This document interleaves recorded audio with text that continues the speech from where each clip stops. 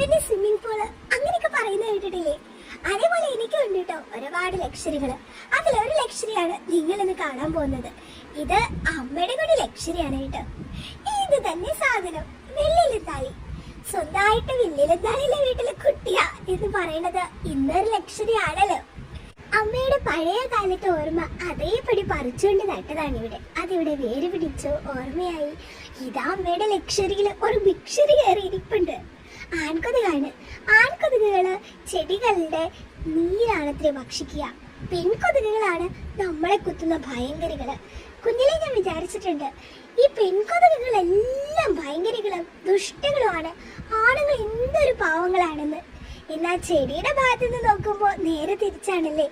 എല്ലാ കാര്യത്തിലും ശരിയും തെറ്റും ഇത്രയേ ഉള്ളൂ എന്ന് ഞാൻ അങ്ങനെ മനസ്സിലാക്കുന്നു. ഈ വെള്ളിയിലെന്താളി എന്ന് പറയുന്നത് പണ്ട് അമ്മാമ്മയുടെ വീട്ടിലുണ്ടായിരുന്നതാ. അമ്മയുടെ കുട്ടിക്കാലത്തൊക്കെ ഈ ഓറഞ്ച് സുന്ദരീനെ കിട്ടാന്ന് പറഞ്ഞ ഭയങ്കര ഭാഗ്യമായിരുന്നു.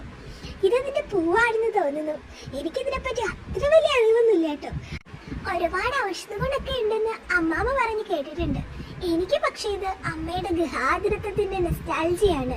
നാളെ അതെന്റേത് കൂടി ആകുമല്ലോ.